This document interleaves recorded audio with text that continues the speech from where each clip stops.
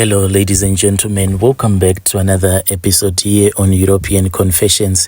There is a message that I want to share with you guys, and this message, it comes from a translation of a message that I received. The translation of that message, it reads like this. Hello, Brother Nashi, how are you? Can you please post my own story as anonymous? My brother, I am a woman who is aged 38 years old. My husband is for now, he is a man who is aged 43 years old. My husband is in such a desperate situation. We are back here in South Africa, even though we had thought that finally we will never return back to South Africa after we had worked. As for my husband, he worked here in South Africa for 15 years. He used to work for this other farm that is called ZZ2. So whilst he was working at that farm, we then thought of an idea. My husband said that, my wife, what if we try to buy a car and then we use this car like as a taxi and we can make money, and at the same time we will raise some money so that we can start a small shop. So this small car that we wanted to use, since we stay very close to Beitbridge, we would always travel between Beitbridge and our village. And then when we would be traveling, we would be also carrying some people, and then we can buy some stock in Messina. And instead of us working for other people, we can actually have our small business. This was like a very perfect idea. Me and my husband, we struggled, my brother. This we did for 2 years. And if I tell you that when we were raising this money, my husband is a man who loved drinking beer. He said that he wanted to put a pause on him drinking beer so that we can be able to save the money. Sometimes I would feel so sorry for him, and I would actually go and buy at least one black label for him so that he can quench his thirst. But we were only eating, food that was not even expensive. We worked very hard for this money. So in the first year, we raised money that was equivalent to 50,000. And this is a lot of money for someone that is working in the farm, for someone that has a family and kids that we were taking to school. When we had raised this money, we then kept the money, but we converted the money into US dollars. And we knew that if we convert this money into US dollars, even if we were to come across a problem here in South Africa, there was no way that we were going to use that money because it was in US dollars. My brother, after that, this was in the second year, that was when we raised more money, because we knew that when we would buy a car, then the duty was going to be needed. So we raised more money, and then we said this money, the remainder of that money, we are going to use it to start a small shop. When we went to the border, just close to the border, there is that place where they sell the used cars. That is where we bought the used car. And then we found out that the duty that we were supposed to pay, it was very expensive. And if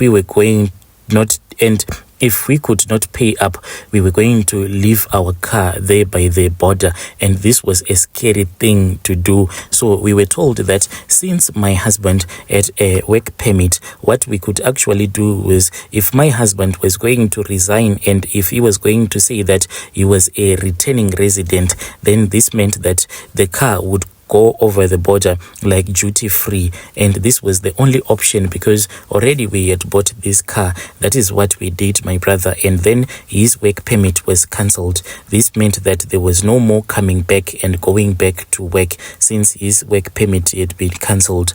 We then took our car and we declared it, and we then went back to the village. When we went back to the village, my husband's relative, they suggested that we needed to perform a ceremony so that we can inform the ancestors that this is what we had done. This is the great thing that our ancestors had done for us, and we were thankful for everything that they had done for us. They suggested that a traditional healer was supposed to be called so that he can come and bless us as well as helping us to speak with the ancestors. The problem that happened is that my husband is a man who, when he has money, he always talk about him having money, and when he is drunk, he is even worse. So at this ceremony, he kept on mentioning the fact that he has a lot of money and he wants to start a grocery shop. So this made that traditional healer to last after the money that he had heard my husband talking about,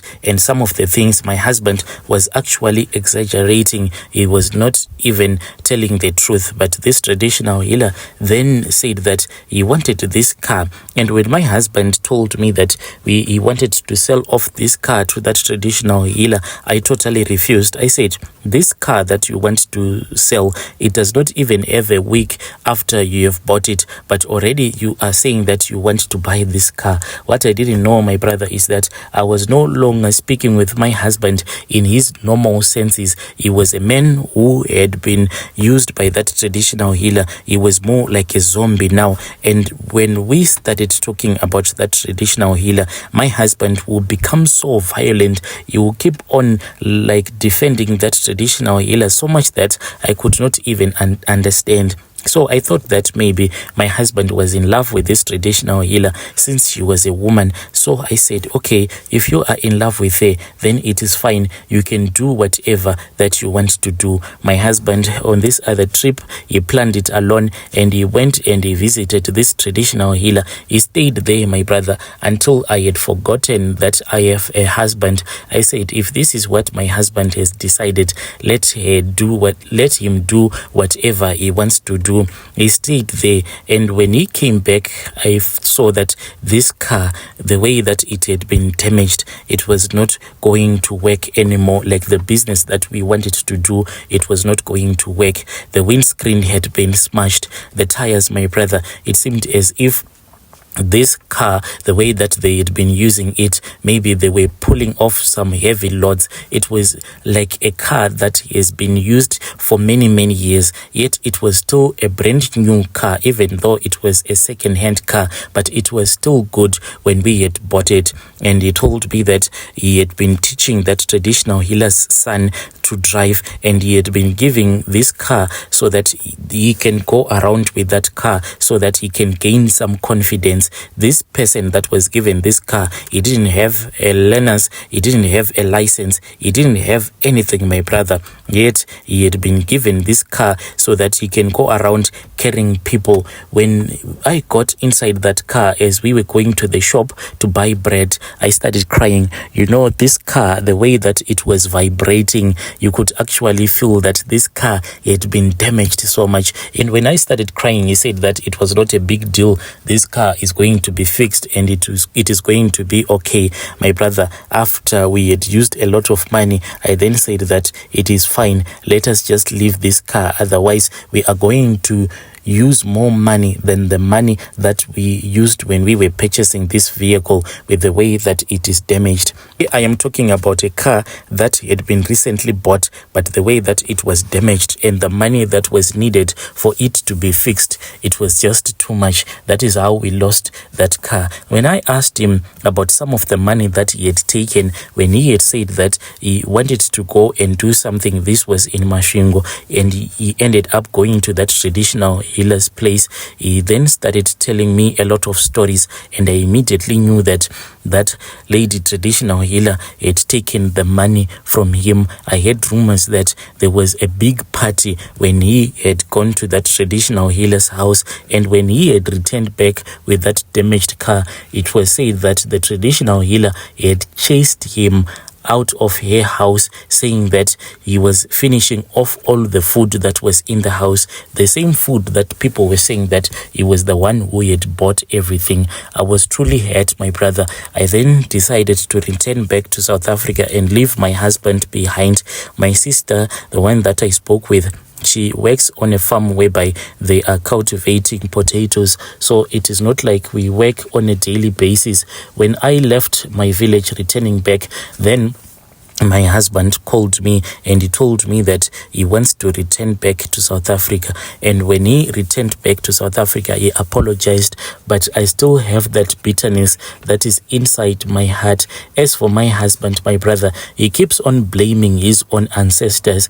I don't know who to blame, my husband, the ancestors, or the traditional healer. But when I look at my husband, with the sacrifices that he did for 2 years, sacrificing so that he can buy the car and start a business, and when I look at him, I just see a foolish man standing in front of me. Yo, dear listeners, right there was a message that I received that was sent to us by one of our dear sister who was saying that she is working in South Africa on a farm, but she is filled with bitterness because of the things that happened to her.